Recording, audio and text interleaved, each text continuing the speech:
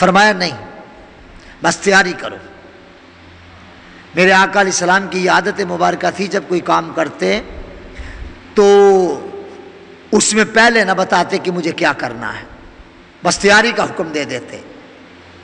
اس سے ایک نقطہ یہ برآمد ہوا کہ اپنے معاملات کو چھپانا چاہیے لوگوں سے، ورنہ نظر بد تو کھا جاتی۔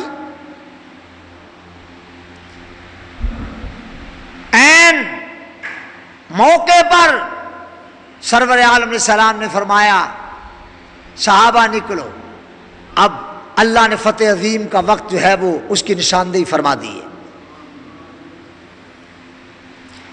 چنانچہ آپ 10,000 صحابہ کرام کو لے کے مدینہ طیبہ سے نکلے۔ اب کیا سما ہوگا، رسول اللہ 10,000 صحابہ کے جلوہ میں مدینہ طیبہ سے نکلے ہیں، کیا جلوس ہوگا۔ علم، ایک علم حضرت علی کے ہاتھ میں تھا اور ایک زبیر ابن عوام کے ہاتھ میں، اور بھی علم ہیں، لیکن آج میں یہ بات عرض کر دینا چاہتا ہوں، فتح مکہ کے موقع پر جو علم نظر آتے ہیں وہ زیادہ سیاہ ہیں، اور سیاہ علم سے نفرت نہیں کرنی چاہیے، یعنی یہ ایک تحقیقی بات ہے۔ جو فتح مکہ کے موقع پر جھنڈے نظر آتے ہیں ان کا رنگ کیا تھا؟ سیاہ تھا۔ حضور صلی اللہ علیہ وسلم نکلے، میں نے تاریخ کی کتابوں میں پڑھا ہے، جب یہ لشکر گزرتا جا رہا تھا، دائیں بائیں سے گاؤں سے نکل نکل کر صحابہ ساتھ آ رہے تھے، اور جب یہ لشکر مکہ مکرمہ کے قریب ہوا تو ان کی تعداد 12,000 ہو گئی تھی۔ وقت کیا ہو گیا؟ 12,000 ہو گئی۔ میں نے تاریخ میں پڑھا ہے کہ جب یہ لشکر گزرتا جا رہا تھا، ظاہر راستہ تھا، عام راستہ، کسی کتیا نے راستے میں بچے دیے ہوئے تھے، اور کتیا لیٹی ہوئی تھی اور اس کے بچے اس کا دودھ پی رہے تھے۔ حضور علیہ السلام نے نگاہ نبوت سے اس کتیا کو اس حال میں دیکھا تو حضرت علی اور حضرت زبیر بن عوام دونوں کو حکم دیا کہ نیزے پکڑ کر راستے میں کھڑے ہو جاؤ، لشکر کو کہو صحابہ راستہ بدل دو، کہیں کتیا ڈسٹرب نہ ہو جائے۔ کہہ دو سبحان اللہ۔ او امن کی بات کرنے والوں، اسلام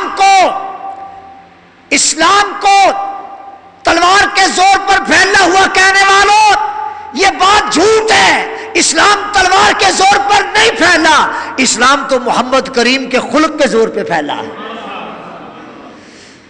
کہہ دو بے شک، اونچی کو ہو، تلوار کے زور پر نہیں پھیلا، تلوار نے رستہ صاف کیا۔ جہاں کوئی بدماش آ گیا نا کہ قرآن نہیں پڑھنے دینا، وہاں فاروق اعظم جیسے شہزادوں نے کہا کہ ٹھہر جا ذرا تیرا حساب برابر کرتا ہوں، پاس سے ہو۔ انقلاب کس سے آیا؟ بولو، انقلاب قرآن سے آیا ہے، انقلاب قرآن سے آیا ہے۔ کہہ دو انقلاب قرآن سے آیا ہے، تلوار سے انقلاب نہیں آیا، ڈنڈے سے ہم نے اسلام نہیں پھیلایا۔ جس محبوب کا یہ انداز ہے کہ کتیا دودھ پلا رہی ہے بچوں کو، تو کہیں کتیا اور اس کے بچے ڈسٹرب نہ ہو جائیں۔ صحابہ کو وہاں سے فرمایا کہ اپنا جو قافلہ ہے، جو لشکر ہے، اس کا رخ ٹیڑھا کر کے گزر جاؤ۔ کیا کہنا بھائی، کیا کہنا، محمد عربی کا کیا کہنا۔ بہرحال آپ آگے بڑھے اور بڑی شان کے ساتھ مکہ مکرمہ میں داخل ہو گئے۔ دنیا کی تاریخ کا فقیر نے تقریباً ہسٹری کا بہت مطالعہ کیا ہے، بہت حد تک میری نظر میں ہے قوموں کے عروج و زوال، اور میں ایک تاریخ کا طالب علم ہونے کے ناطے آج بات اٹھا کے کہہ رہا ہوں، اتنی بڑی فتح کسی کو دنیا میں کبھی نصیب نہیں ہوئی جتنی بڑی فتح محمد مصطفیٰ کو نصیب ہوئی ہے۔ اور کوئی فاتح جب فاتحانہ شان سے آیا ہے، اس نے اپنے مخالفوں کو رگڑ دیا ہے، عزتیں ان کی پامال کر دی، خون کی ندیاں بہا دی، آگ لگ گئی، اور عجب ظلم و جور کے بازار گرم ہوئے. ایک دنیا کا فاتح ہے جن کا نام محمد مصطفیٰ ہے صلی اللہ علیہ وسلم. وہ عظیم فاتح کی حیثیت سے مکہ مکرمہ میں داخل ہوئے. سر اٹھا ہوا نہیں ہے، سر جھکا ہوا ہے. ہر فاتح جب فاتح کی حیثیت سے آیا ہے سر اٹھا کے آیا ہے، سینہ تان کے آیا ہے. دنیا کا ایک فاتح ہے جو جب فاتحانہ حیثیت میں آیا ہے سر جھکا کے آیا ہے اور سینے کو لچک دے کے آیا ہے. میں نے حدیث پاک میں پڑھا ہے، بخاری کے اندر بھی موجود ہے، شیخ نے مدارج میں نقل کیا، میرے آقا سواری پر سوار ہیں اور اتنا بڑا لشکر ہے جو چاہے کر دے اہل مکہ کا، مگر سر جھکا ہوا ہے، سینے کو خم آ گیا. محبوب کا سر کجاوے کے ساتھ ٹکرا رہا ہے. اے انسانیت، دنیا کے عقل مندوں، او بڑے بڑے لیڈروں، او بڑے بڑے ادیبوں، او بڑے بڑے شاعروں، او بڑے بڑے سیاستدانوں، او بڑے بڑے حکمرانوں، کبھی غور کیا کائنات عالم میں محمد مصطفیٰ سے زیادہ طاقت والا کوئی بندہ گزرا ہے؟ آج سر کہاں ہے؟ جھکا ہوا. اور زبان پر کیا ہے؟ اللہ کا قرآن. اِنَّا فَتَحْنَا لَكَ فَتْحًا مُبِينًا. شیخ نے لکھا ہے یہاں قرآن کریم پڑھتے ہوئے آواز آخر میں آ کی آواز آ رہی تھی. حضور کا یہ خاص انداز تھا. بعض علماء نے کہا سواری کے ہلنے کی وجہ سے یہ آ کی آواز ترجیح ہو رہی تھی، لیکن بعض علماء نے کہا سواری ہلنے کی وجہ سے نہیں، یہ ادائے مصطفیٰ تھی. اور ترجیح کے ساتھ قرآن پڑھنے میں پوری دنیا میں سب سے اول جو نمبر کا قاری تھا اس کا نام مولانا شاہ احمد نورانی تھا. یا ایھا النبی انا ارسلناک شاہدا ومبشرا ونذیرا وداعیا الی اللہ باذنہ وسراجا منیرا وبشر المؤمنین بان لهم من اللہ فضلا کبیرا. حضور علیہ السلام آج ترجیح کے ساتھ قرآن پڑھ رہے ہیں، سر جھکا ہوا ہے. مکہ مکرمہ میں فاتحانہ شام سے داخل ہو گئے.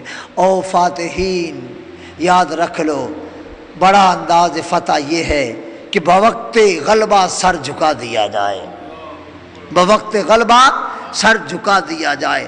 بوقت غلبہ سر اٹھانا فاتحین کا طریقہ رہا، بادشاہوں کا طریقہ رہا، کج کلاہوں کا طریقہ رہا، صاحبان تخت و تاج کا طریقہ رہا، صاحبان افواج کا طریقہ رہا. مگر بوقت فتح عظیم، فتح مبین، سر جھکا دینا یہ محمد مصطفیٰ کا طریقہ ہے. آپ بھی اسلام کو دہشت گردی کا دین کہو گے، آپ بھی مسلمانوں کو دہشت گرد کہو گے. ارے دیکھ نہیں رہے فاتحین کا امام سر اٹھا کر نہیں آ رہا، سینہ تان کر نہیں آ رہا، سر جھکا کے آ رہا ہے. بتا دیا میں اور میرا دین دہشت گردی کا دین نہیں ہے، میرے ماننے والے دہشت گرد نہیں ہیں. ورنہ آج مکے میں کفار نے ہمیں بٹے مارے تھے، جنہوں نے ہمیں تلواریں ماری تھیں، خنجر مارے تھے، چھرے مارے تھے اور نیزے مارے تھے، صحابیات کو بڑی بے دردی سے شہید کیا تھا. آج ان کی اینٹ سے اینٹ بجائی جا سکتی تھی، آج ان پر پورا روب و جلال ظاہر کیا جا سکتا تھا، لیکن محمد عربی نے اپنے عمل سے بتایا دیکھو آج میرا سر جھکا ہوا ہے، میں کسی کا سر کاٹ نہیں رہا، بلکہ سامنے ہیں سارے، مجبور ہو کر سامنے حاضر ہیں. ہم پر دہشت گردی کا الزام لگانے والوں خدا کا کچھ خوف کرو، مسلمانوں کو دہشت گرد کہنے والوں اللہ سے ڈرو. ہمارے آقا نے ہمیں امن کا درس دیا. سارے سامنے دشمن، بڑے بڑے بدماش آج مجبور ماش بن کے حاضر ہیں. اللہ کے نبی کا فرمان کیا یہ ہوا ہے؟ علی اٹھ، پکڑ تلوار، اڑا دے ان کے سر. عمر اٹھ، اڑا دے ان کے سر. ابو अबू बकर मार दे इनको, जुबैर इनको कत्ल कर दे, तलहा इनका खून बहा दे। नहीं नहीं, कोई नहीं दिखा सकता। फरमाया ला तसरीबा अलैकुमुल यौम व अंतुमुल तुलका। ओ मेरे दुश्मनों, ओ मेरे सहाबा पर जुल्म करने वालों, ला तसरीब अलैकुमुल यौमा, आज मोहम्मद मुस्तफ़ा गालिब होके आया है। ला तसरीब अलैकुमुल यौमा, आज मैं तुमसे इंतकाम नहीं, मैं तुमसे इंतकाम, ला तसरीब अलैकुमुल यौमा व अंतुमुल तुलका, आज तुम आजाद हो, रोकता भी नहीं कि मुझे नबी मान लो, जाओ जिधर जाना चाहो चले जाओ। अब उन्होंने कहा अब कहां जाएंगे, अब तो दामने रहमतुल्लिल आलमीन में आएंगे। मेरा आज का ये पैगाम, अगरचे बारिश हो गई और हाज़रीन की तादाद मेरे यहाँ बारिश की वजह से बहुत कम रही, लेकिन जितने आए हो तुम तो गवाह है ना, इसे लोगों तक इस सीढ़ी को पहुंचा दो। मुसलमान दहशतगर्द नहीं है, मुसलमान अमन पसंद है। मुसलमान दहशतगर्द, ये हम पर इल्जाम है। हमारे आका ने फतह मक्का के मौके पर क्या दर्श दिया, मुखालिफ को माफ कर दो। हम किसी का ना खून नहीं बहाते, ना किसी यहूदी का, ना किसी ईसाई का, ना किसी हिंदू का, ना किसी सिख का, किसी भी मजहब के किसी शख्स का कभी हम ना हक खून। बल्कि हमारा दीन तो कहता है अगर हिंदू, ईसाई, यहूदी, सिख के पेट में दर्द हो रहा है, अपनी बाहों में ले लो, अपनी बाहों में ले लो, पेट पर हाथ फेरो, उसे दवाई पिलाओ, उसको पानी पिलाओ, उसकी खिदमत करो, पूछो अब आप कैसे हैं, अब आपकी तबीयत कैसी है। ये अमल करने वालों को दहशतगर्द कहना, ऐ बैनुल अक़वामी कवानीन बनाने वालों, खुदा का खौफ करो, हमें दहशतगर्द ना कहो।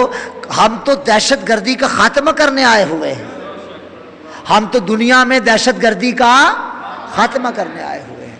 फतह मक्का से सबक सीखो, सुलह जो बन के रहो, सुलह जू बन के रहो, सुलह जू बन के रहो, ठीक है, लेकिन मोहम्मद अरबी के गुलाम बन के रहो, मोहम्मद अरबी के गुलाम बन के। जो हजूर का हो गया हमारे सर का ताज, जो हमारे आका का नहीं उसे हम जूती की नोक पे नहीं लिखते। आखिर दावाया।